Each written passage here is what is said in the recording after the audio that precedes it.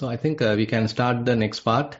So that is, we are reading the Concept and Reality book by Most Venerable Katukurunde ஞானநாத Thero, and someone is ready to getting ready to read the section that we have stopped last time, and I invite someone to start the section and probably maybe a little bit before where we have started, so that we can recall what we have discussed. Yeah, Bhante. We stopped at the start of the Pali verse, so we'll basically go up to the beginning of the paragraph or the start of this page. Yeah. So, Okay, yeah. So, we'll start from here. This sutta too thus makes it sufficiently plain that the four alternatives are laid aside because they are irrelevant and meaningless from the standpoint of the Dhamma. Once the misconceptions underlying that quadrilemma are cleared up analytically, the quadrilemma dissolves of itself. The solvent is none other than the law of dependent arising itself. The term Tathagata, as much as any other concept, is a convenient linguistic symbol used to comprehend a complex process of conditionally arisen mental and material phenomena. It exists neither in the five aggregates nor outside of them.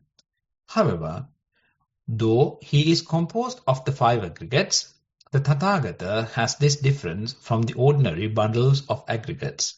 The wordlings that he no longer cherishes, the illusion of an ego, and as such he does not cling to any of the five aggregates. As we have already mentioned, this makes him so incomprehensible from the wordling's standpoint that he is regarded as deep, immeasurable, unfathomable, as is the great ocean. Since there is no more clinging, there is no more rebirth. But this fact cannot be indicated through the second alternative, because there the term Tathagata has the implicit prejudice of a soul. To do so would be to leave the door open for the annihilationist view.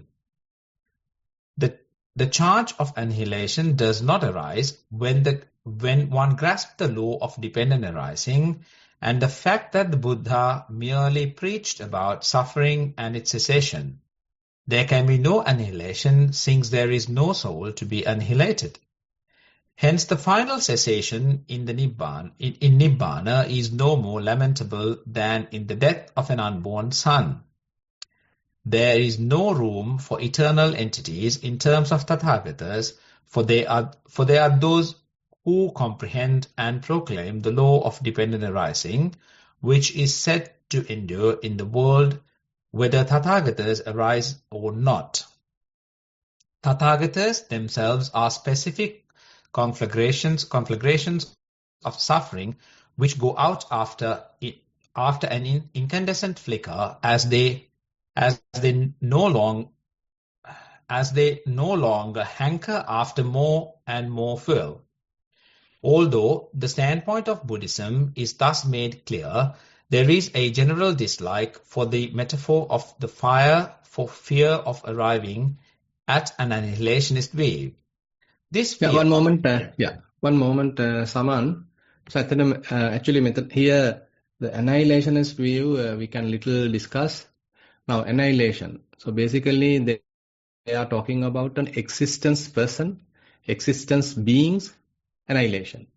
Suppose if someone is saying, okay, there was a person, there was an individual, there was a being, and at the death, that being, that person has completely ceased. There is no more rebirth. So someone can interpret this is what happened to the Arahant.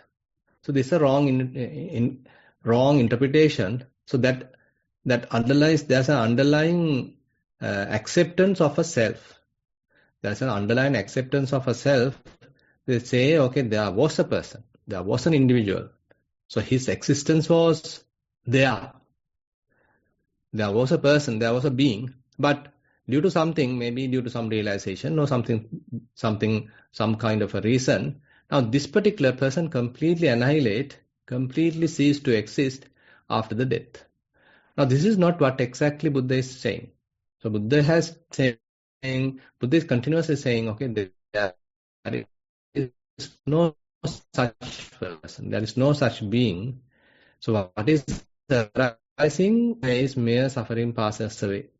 So, that's what where someone started today.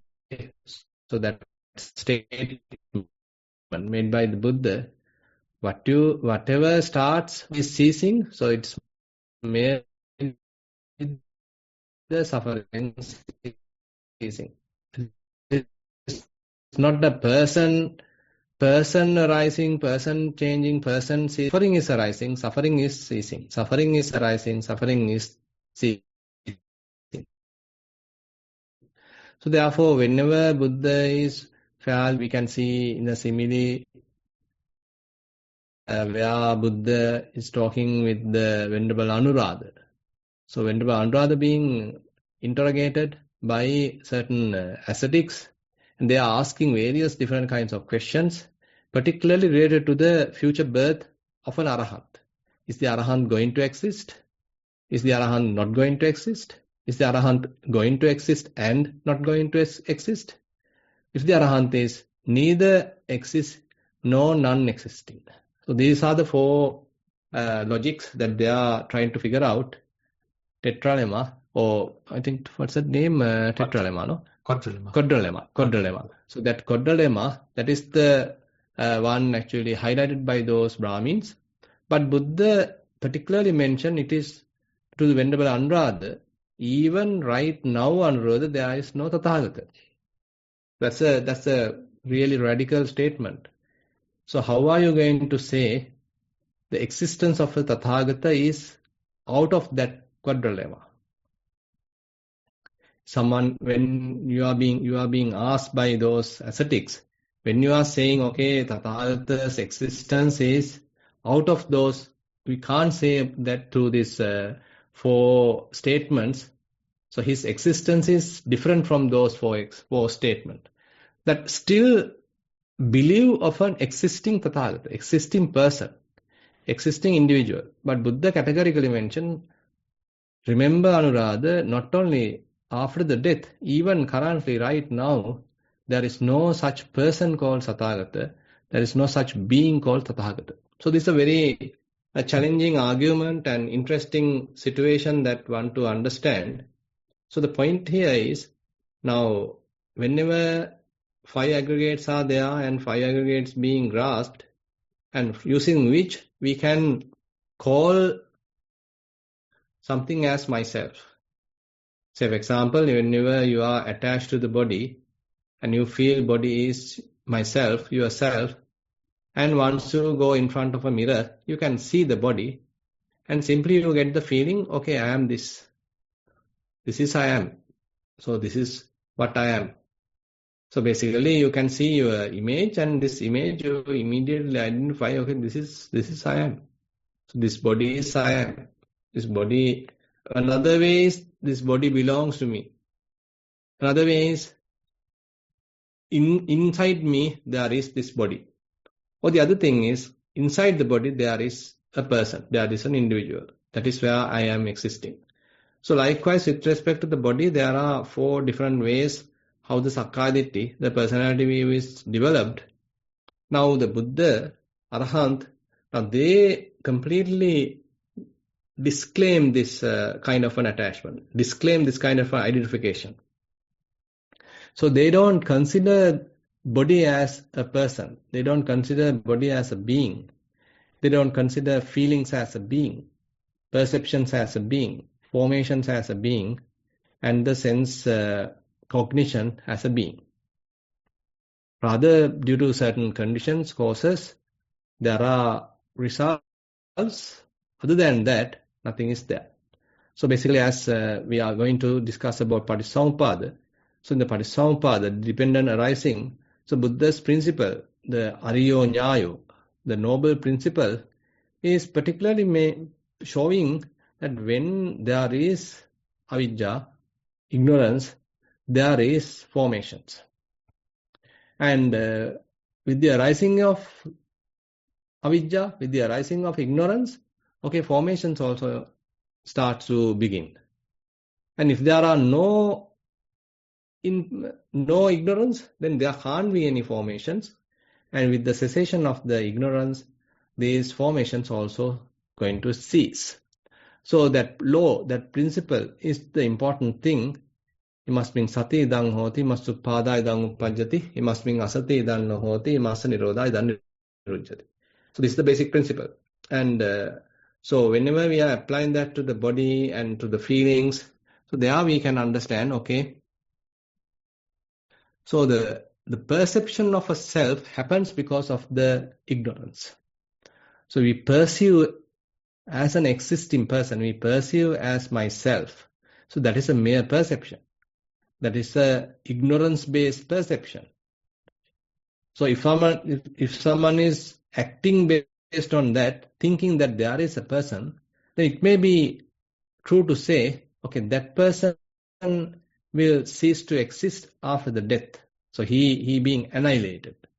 But here, according to the Buddha's teaching, there is no such thing.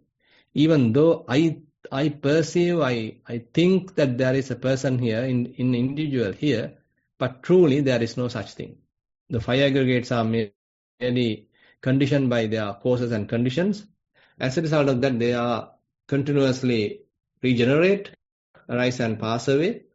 So giving us a false notion, false appearance that there is a person. So very interesting area actually we are discussing. It's difficult to sometimes understand. But as you know, with the simile of fire in the Aggivaccagatta Sutta, you can get a rough idea what Buddha is talking here. Okay, Saman, back to you. Yeah, but this fear, it must be said, is totally unfounded. On the other hand, there are some scholars who even exploit this metaphor in order to foist an absolute cosmic principle or some nominal essence from which beings come out and to which they finally return. Thus, Keith presumes that the ancient Indian conception of fire admitted of such an underlying perduring essence. Even if one is disinclined to the state, one's deep-seated soul prejudice, in such bold terms, one is sometimes tempted to demur between the possibilities of a positive and a negative answer regarding the eternalist and nihilist points of view. The inquirer is sought to be kept in a permanent state of suspense as to the correct position. This reluctance to countenance the force of the fire metaphor is due largely to the prompting of the egoistic child in man, which loves to eat the cake as well as have it. The Buddha's attitude, however, was quite different. Although he was not categorical as regards the four alternatives, he clarified the correct position by resorting to the law of dependent arising, which he illustrated with the fire metaphor. Okay, one moment. Now, this fire metaphor is what we are now going to discuss. So this is an explanation given to Aggivaccagatta. So the very, very interesting and fairly popular statement. And as we know, we all think already we discussed to some extent. So when fuel is available, say you are keep adding the firewood, or keep pumping the oxygen, and all these facilities are available, the necessary conditions are available, then we can understand, okay, the fuel is available and the fire may continue. So fuel is essential for the fire to continue. But now suppose if we want to stop the fire, extinguish the fire, and probably you simply take out the firewood, simply blow in a rough way. So some kind of mechanism you are making use of in order to, extinguish the fire. So assume that once the fire being extinguished, what happened to the flame? So this is the interesting argument that Buddha is pointing here. So if someone is asking, once the fire extinguished, what happened to the flame? Has it traveled to the north direction?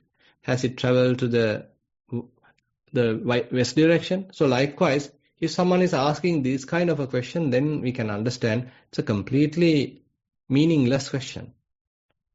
We can't simply say, no point of saying the fire has gone to east direction or left direction. That actually gives a wrong notion that there was something in the fire. There was something, some kind of a core, some kind of an essence was there in the fire. Now, once the fire extinguished, where that particularly the essence, some eternal something, where it has gone. So this is the underneath tendency of that question. So this is where mostly say Hinduism and Brahmanism, and they particularly go through this kind of a notion. There is a self, there is a very soft self, there may be a very, very subtle self. Even the body dies, that subtle self may be existing. And what happened to that subtle self after the death? So this is the question that they are particularly having. And in order to clarify it, they are giving various kinds of answers. But Buddha knew, okay, this is a wrong notion. This is a wrong misunderstanding. This is a michaditti. Anattani attamaning passalokan sadevaka. Where there is no self, they perceive as there is a self. So that's the ignorance. Based on the ignorance, based on attachment, where there is no self, they perceive as self. Now, if one is having that understanding, then Buddha emphasized, okay, it is not a person who is coming and going, who is arising and passing away. It is rather the suffering arising and passing away. The suffering is what arising and passing away. So that is another radical statement. So when someone is born, then we can simply say, okay, there is again a suffering has risen. It may go through some changes and ultimately it pass away. That's unavoidable. It's inevitable. So what is arising is suffering. Passing away is also suffering. Other than that, there is no person, there is no being, there is no self. So this is what actually emphasized in this stage. So we'll continue to read the book. Yeah. Yeah, but Acche yata vata vegena kitto upasivati bhagava attang paleti na upeti sankam evang muninama kaya vimukto attang paleti na upeti sankam.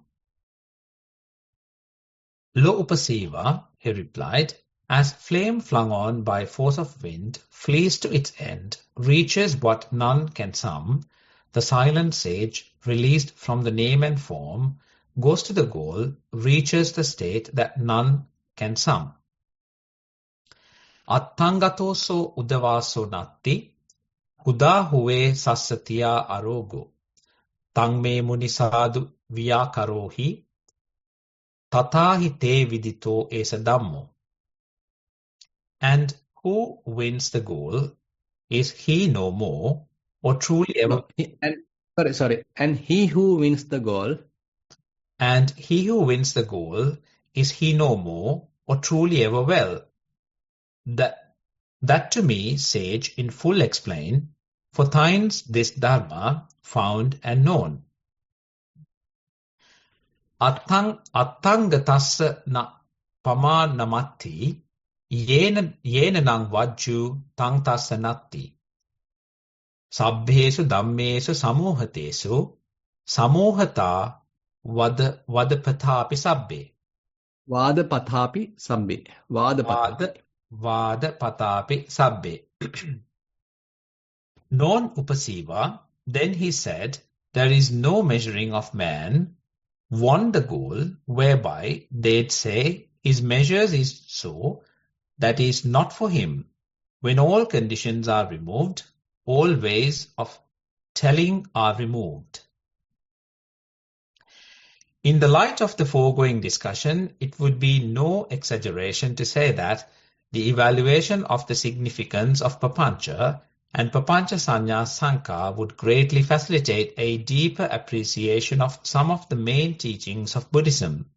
It paves the way for a harmonious combination of psychology with ethics and of ethics with philosophy. It gives us the clue to the Lotus philosophy behind the life of the enigmatic sage. The early Buddhist attitude to the problems of language and logic, as well as the relationship between theory and practice, can also be determined thereby to a great extent.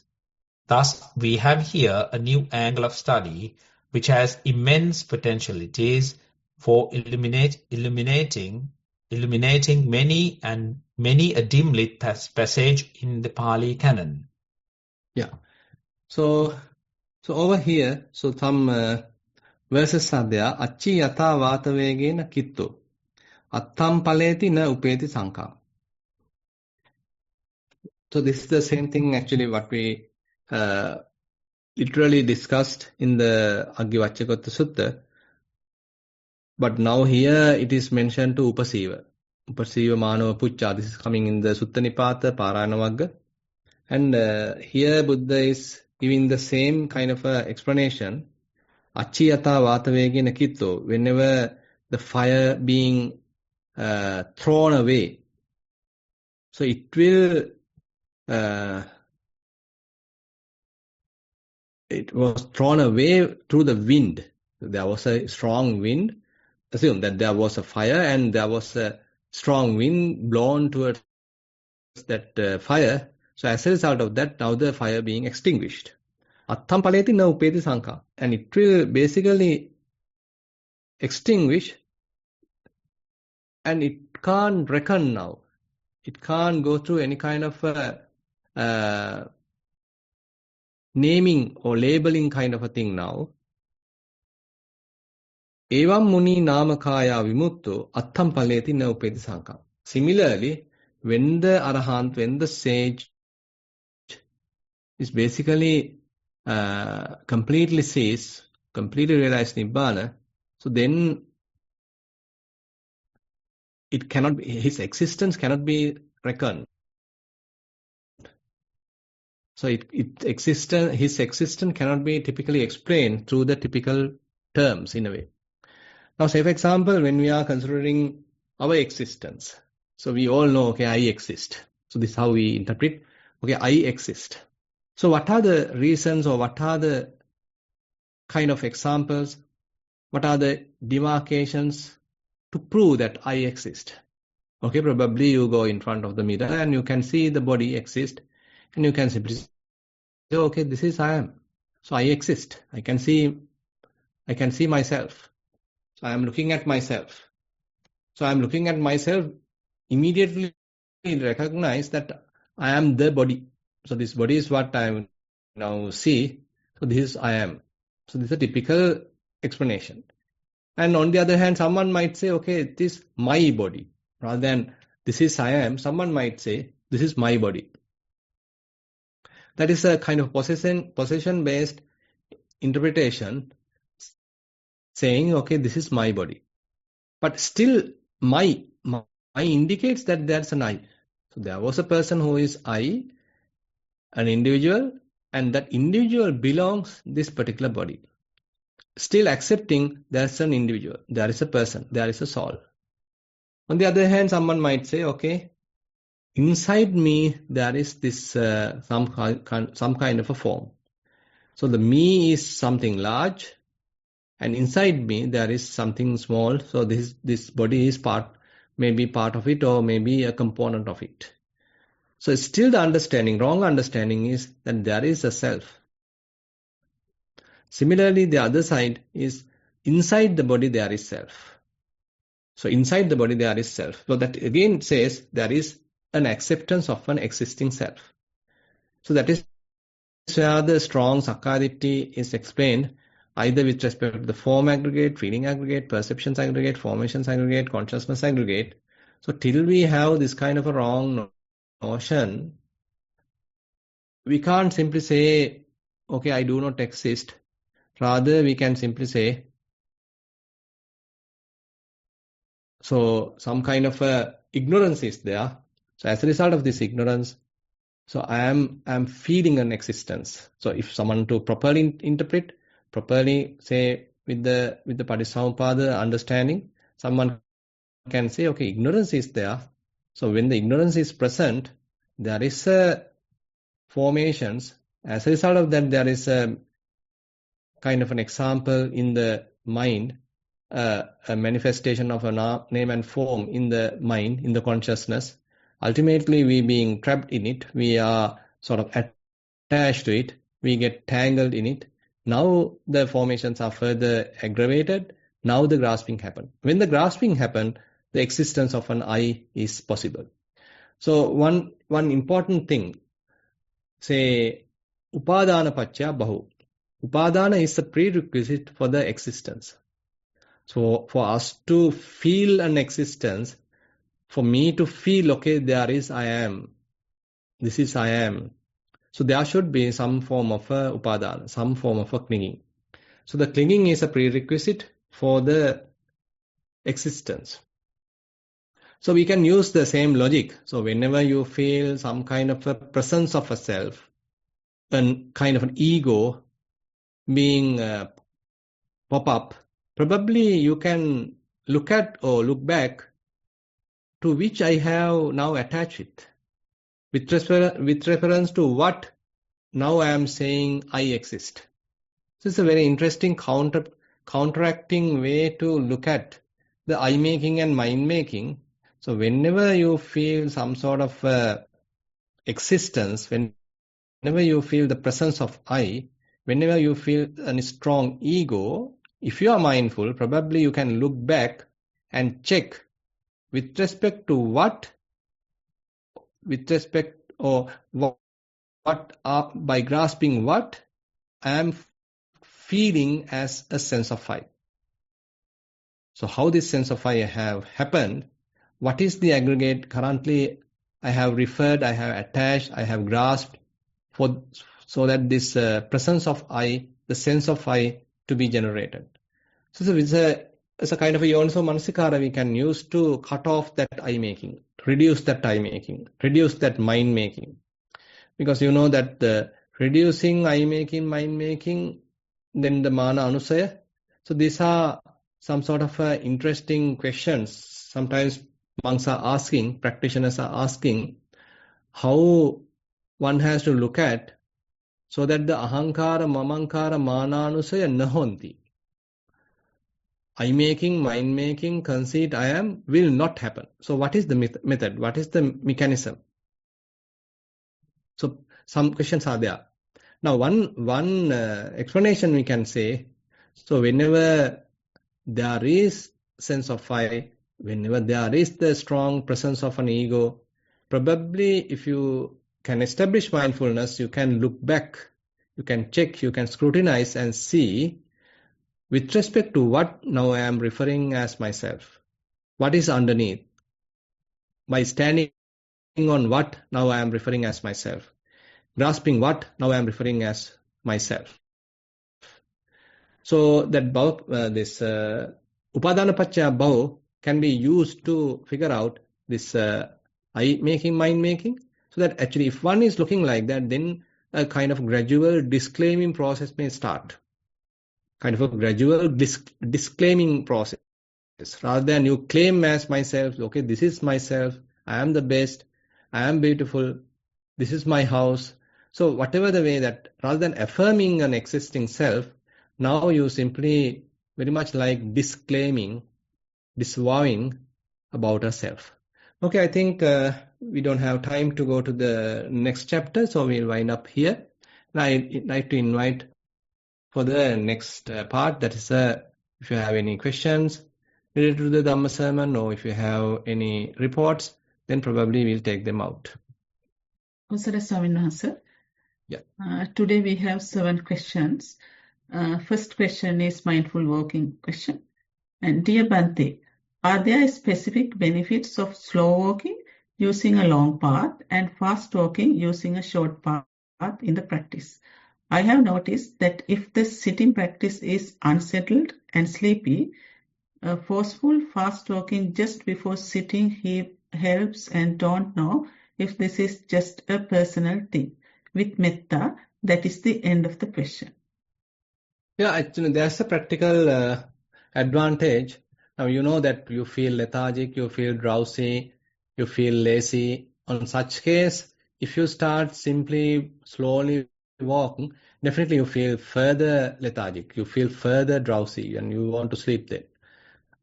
On such situation, better you fast walk. Either it's a long path or short path, doesn't matter. You better start fast walking so that you can abandon that lethargic atmosphere appearing in the mind. So you have to be active. You have to be somewhat aroused energy now. So therefore you are purposely walking very fast. So that now you feel little uplifted, you feel little say motivated, activated, something like that. Then once it is there, probably now you can back to the typical natural pace of your or speed of your walking, then you can continue the path, continue the practice. So therefore, it's a kind of a practical thing. Depending on the situation, probably you can make use of fast walking. Second question out of 7. It is a mindful sitting question. Dear Venerable Sir, during sitting, I observe in-breath and out-breath. Very quickly, the breath becomes subtle and I reach a spacious space which is calm and relaxing. There are sounds, some body sensations, and thoughts, even though time to time it appears empty. I think it is possible to proceed with 2 options from here. Start observing the thoughts which seems to come and go often, or focus on the empty space, ignoring the rest and try to stay peacefully with all. Which one should be the preferred option? Much merits for your guidance. With metta, that is the end of the question. Can you repeat the 2 options? Okay. Yeah, 2 options. Yeah. Very quickly, the breath becomes subtle and I reach a spacious space which is calm and relaxing. There are sounds, some body sensations and thoughts, even though time to time it appears empty. I think it is possible to proceed with 2 options from here. Start observing the thoughts which seems to come and go often, or focus on the empty space, ignoring the rest and try to stay peaceful. Yeah. Actually, both scenarios are correct. So actually, that's why, Buddha gives different mechanisms, different techniques. So if you are practicing anicca-nupassi, so that means you have to look at the phenomena, how they are coming and going. So you are looking at the thoughts, you are looking at various other phenomena, but you are not involved with them anyway. You are completely out of them. So basically, you are very much like independent, but you recognize how these conditioned phenomena are coming and going.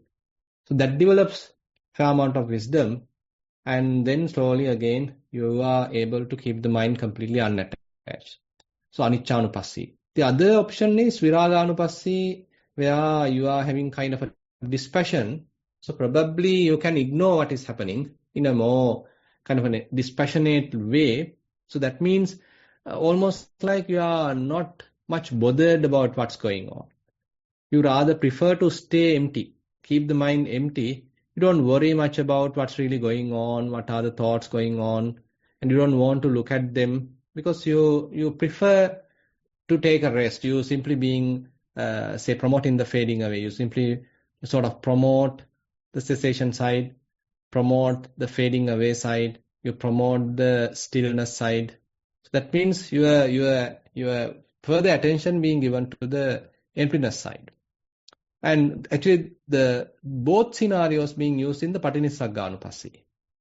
In the Patinissagganupassi, according to the say in the Patisambhida, so there's a very interesting way it's being analyzed.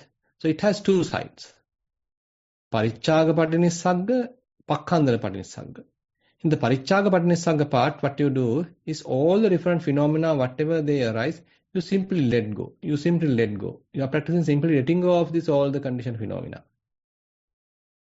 On the other hand, Pakkhandana Patinissagga, that means you return back to the emptiness. You are again plunging into the emptiness. You are referring back yourself to the emptiness. So both are valid, and no problem. I mean, you can, whatever you prefer, you can go through. You are muted. Third question out of 7. It is a Dhamma sermon question. Dear Bhante, apologies for the repeated question. Can you please explain the differences between prapancha, manasikara and normal thinking, sitim? Much merit for your insight. That's the end Yeah, of the question. So typical thoughts. Now, mere thoughts, assume that while you are looking at something, assume that it triggers a particular thought.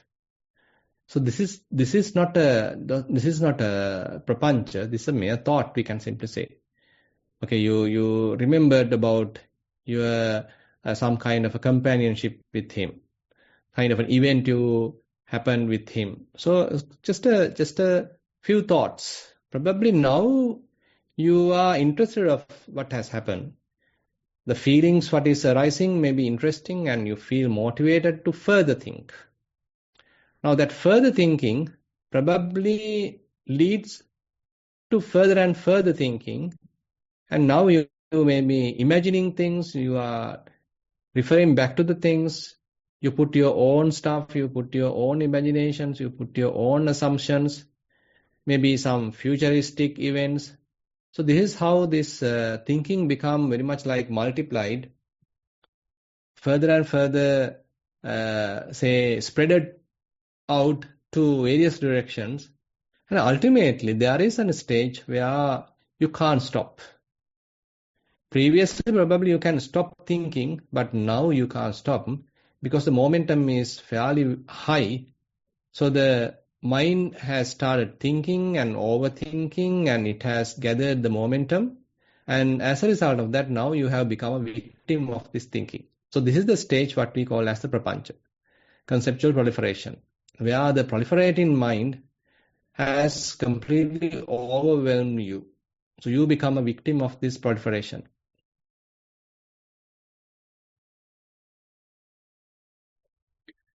Fourth question out of 7. Dear Bhante, my sitting practice is breathing mindfulness, and I observe the body after the breath fades away and follow the guidance, just be. I have been doing this for a few years now. Sometimes focus going to the hardness, softness and other characteristics, and sometimes on the very finite movements of the body, which adjust on its own way while I meditate in the half lotus posture. When I observe these movements closely, I feel like there is a liking in my mind for these movements or any movements in the body. The moment I accept that this is a kind of craving, the movements stop. There's another section. Can I take this as a very subtle type of craving and generalize it as something which gives all the movements, or should I explore more and wait until I see more details? With metta, that is the end of the question. I think both approaches can work here also. Now the thing is, more you explore, more you develop wisdom, so that wisdom ultimately give it up, ultimately let it go.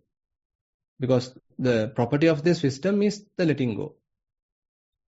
So that's the obvious result. So therefore, if you further look at it, further you try to understand their true nature, allowing further understanding to grow, it will eventually give it up the whole thing. And on the other hand, if you currently want to let it go in a way, a little bit of forcefully, that also may be able to do. But as you know, it's not a natural, fairly matured kind of letting go, a kind of a natural letting go, but rather it's a forceful kind of letting go. So there may be certain occasions that you have to let go forcefully, but the best form is to allow it to naturally happen as a result of the grown wisdom. So you can select whatever the option. Fifth question out of 7. Dear Venerable Bhante, I do daily mindful sitting for about 1 hour. Start with 5 minutes metta meditation. Within 3 to 4 minutes of start metta, I can feel very strong bodily sensation.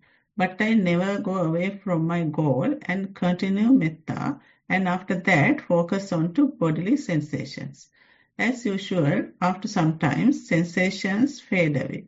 Then I focus onto my mind. After some times, I feel body sensation again and pay attention to it. Throughout the 1 hour, this happened like a circle, and I experienced this situation quite a while. Appreciate your comments, guidance on this. Would like to know whether I am in the right path. Not that bad, but the only thing is, if you return after some time, if you return to metta, then again it has a little disadvantage, because you are again back to the concepts, individuals, persons, people, mother, father, sister, daughter, etc., etc. So that means, in one sense, so you are practicing a vipassana-oriented part where you are understanding the reality. You are giving very much like you are letting go of various concepts, and you become more and more realistic. But after that, again, if you take metta, again you have to visit back to the concepts. May I be well, may I be happy.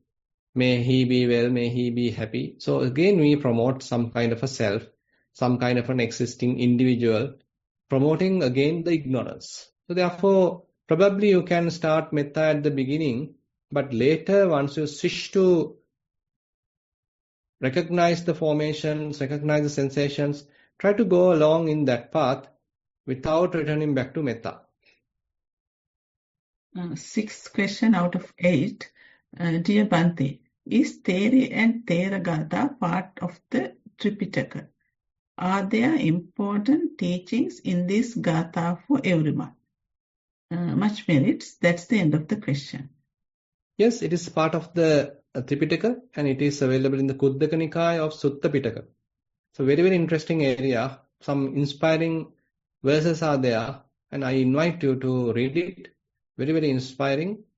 And you can derive a lot of inspiration, and again, you can get a very interesting stories there, and how certain bhikkhunis, how certain arahants, how they have gone through some difficulties, and ultimately they won their battle. And it's likewise a fairly interesting sort of Dhamma, and it is actually part of the canon, yes.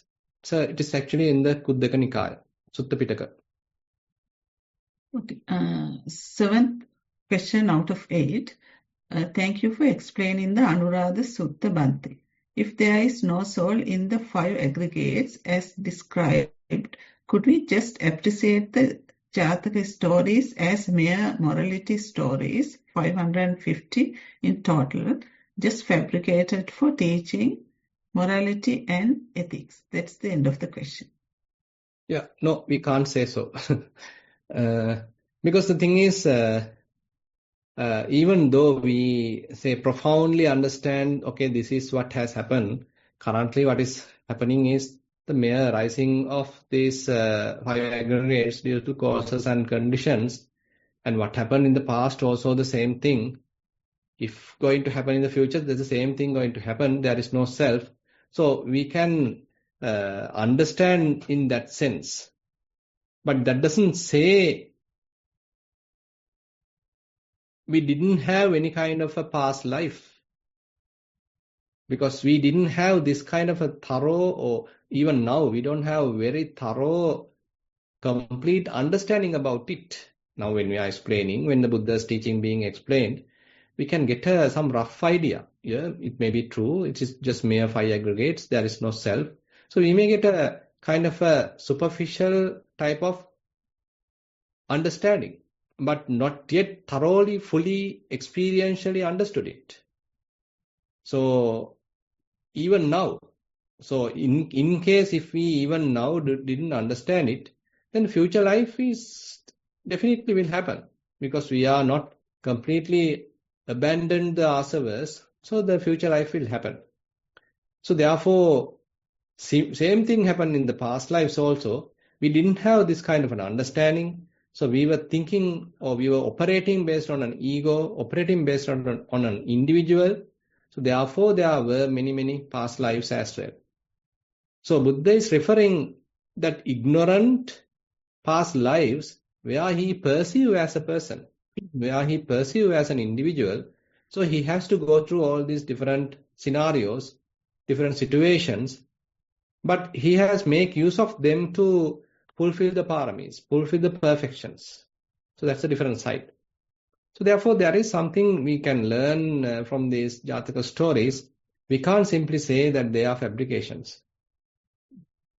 Final question is a mindful sitting question. Dear Bhante, when is it best to do insight meditation? My practice has always been the breath meditation. Should I keep practicing on the breath to increase my mindfulness and concentration and then do insight practice? Example, see the rising, passing at the sense base. Doing this way, would I be in a better position to see rising, passing in a more focused, deeper way? Thank you, Bhante. That is the end of the question. Yeah, that is also a practice. That is also a valid practice. So, I mean, when you practice Anapanasati, suppose that you are gaining certain amount of mindfulness and concentration, but if you prefer, you want to do the Ayatana Bhavana, where, as you explained, okay, you are keeping your attention at the eye, ear, nose, tongue, body, and then you see how the eye being generated when the sight happened, when the ear being generated when the sound happened, the nose being generated when a smell happened, tongue being generated when the taste happened, body being generated when the tangible happened. Rather than we perceive that there is an existing eye, existing ear, nose, tongue, body, actually their function, their existence only happen when the opposite, the counterpart is present. Eye going to exist only when the sight is there. Ear going to exist only when the sound is there. Nose going to exist only when the smell is there. Tongue going to exist only when the tastes are there. And the body going to exist only when only the tangibles are there. And mind going to exist when the mind objects are there. So likewise, if you look at how these things are arising and passing away, that's a really interesting practice. So, I mean, if you are capable of doing that, you can continue that. That was the last question, Bhante. And we have another 10 minutes. Is it okay to open the session for the audience? Yeah, fine. Okay. If you have any questions, please raise your hands, then I will unmute. Yeah, Hiranti has raised her hand, probably. Hi, Thero Bhante. Yeah. In one of the questions, you mentioned that metta does not lead to, I don't know whether I understood it correctly. Metta bhavana does not lead to nibbana. Is that right? Mm-hmm.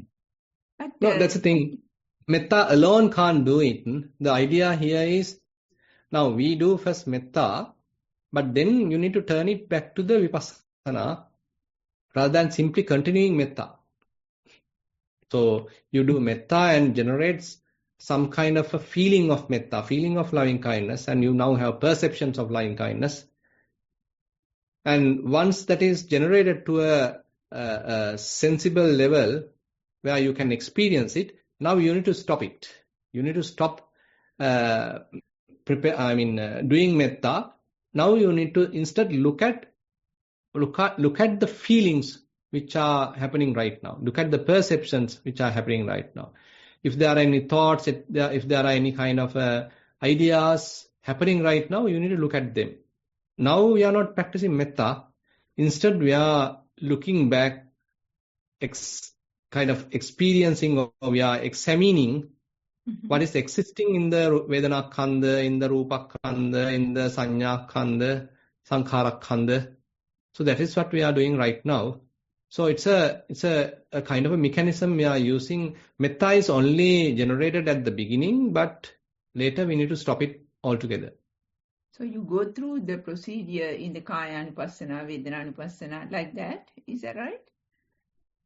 That is another way. Actually, here in this mechanism, we can't simply say you are going through that. But probably when you are practicing metta, there may be some happiness, there may be some, say, bodily comforts going to happen, because metta can lead to a fair amount of blissful experience, kind of a comfortable experience. That too can be taken to consideration during the vipassana part. So you can use the repercussions, you can use the results of metta for vipassana. It is not that you practice continuously metta, rather you use metta to arouse different mental formations, different conditions, different feelings, perceptions, and once they are there, you stop metta and you start practicing something vipassana.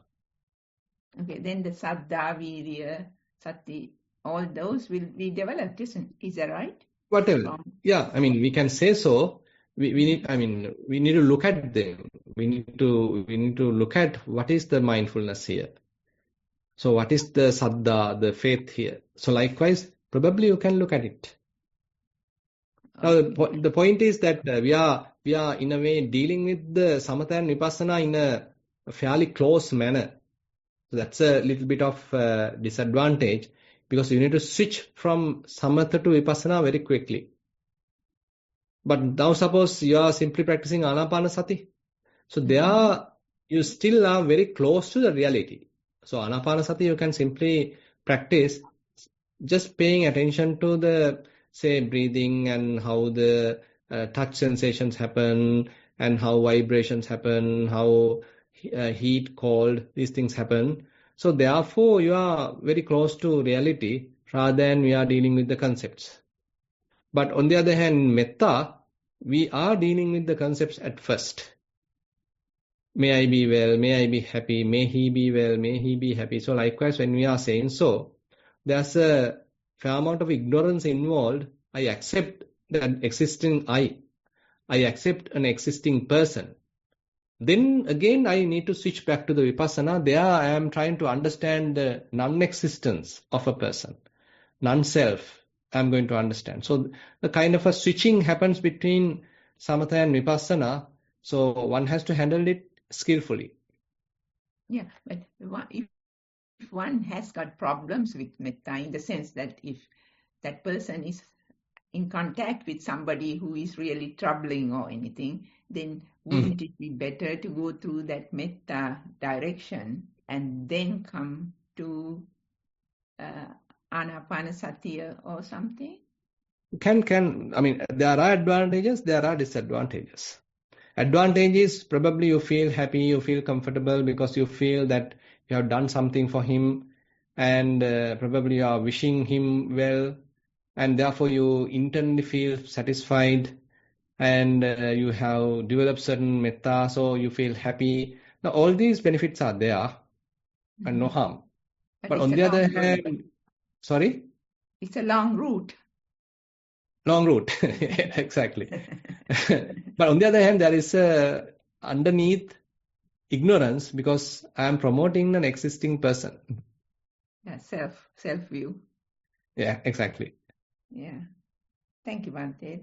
Yeah. Samatha, I have unmuted you. You can ask your question now. Yeah, thank you. Avasarai Bhante. I following on from the last question, number 8. What I wanted to clarify was, like, my meditation practice is mainly on the breath meditation. Every time, like when I sit for meditation, I will just focus on the breath, breathe in, breathe out, and try to carry on the Anapana Sutta basis. So then I was thinking, now there are some other practices that sessions I've been to. They say, like, okay, let's change the attention now to the hearing, say your eyes are closed, or the senses, and observe the senses, the arising and the passing away. Then I was just wondering whether my mindfulness is not sharp enough to really see everything, because I keep sort of like one sound might come and then it'll go on to another sound. So then I'm getting all dizzy, my practice. So then Bhante, I was just wondering, should I just stick to one practice, like keep on focusing on the breath and increase my samadhi and some of the mindfulness and the concentration before I go on to the other type of looking at insights? What would Bhante advise to do? Yeah. Or a mixture?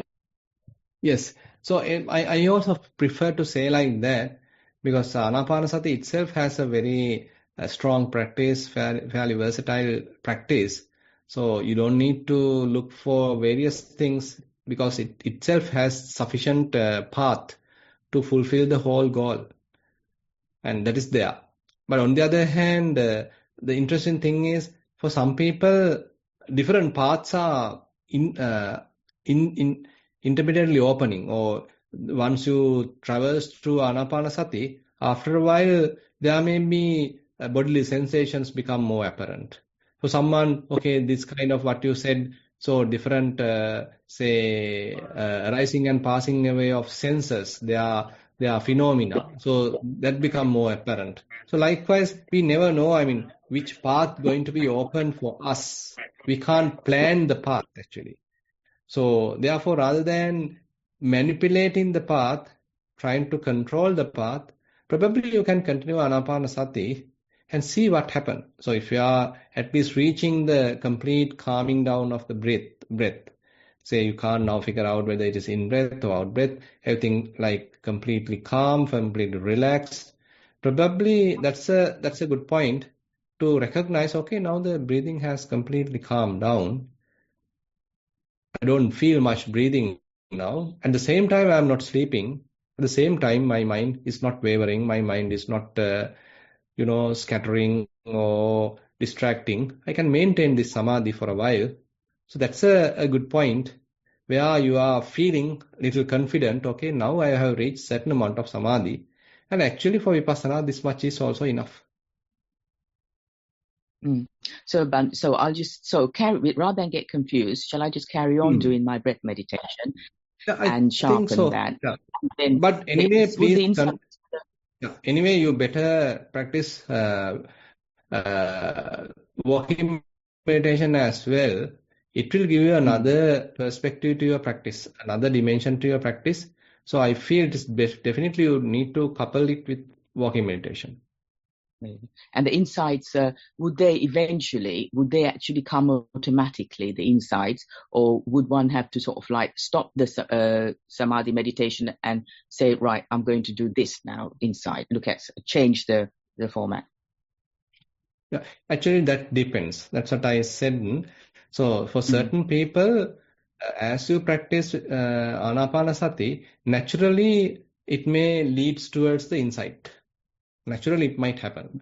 But for some, once it happens to Anapanasati, once you reach some level, so different bodily phenomena, different body sensations, or what we call the elements manifestations, though they become more prominent, then you need to purposely switch your attention to them, giving up Anapanasati. Because in that sense, Anapanasati being used to sharpen the faculties, and once it is enough sharpened, now you use these different bodily phenomena, sensations, etc. to do the vipassana. In that point, we can say, yes, deliberate switching is there. Thank you, Bhante. Appreciate your answer. Yeah. Thank you, Sadhu. Okay. So in answer, there's another, Gihanta is waiting to ask a question. Okay. Okay. Yeah. Gihanta, you can ask question. Thank you, Bhante, very much for your very insightful explanations around the book that was discussed today. A lot of the discussion focused on the non-self versus the aggregates area. And while we can accept this on faith and also by listening and understanding, eventually it's important to understand non-self through bhavana for ourselves. Which technique would you recommend so that a person can try and understand non-self more experientially, rather than just going on faith or concept or academic understanding. Thank you. Yeah, definitely. This is the vipassana basically.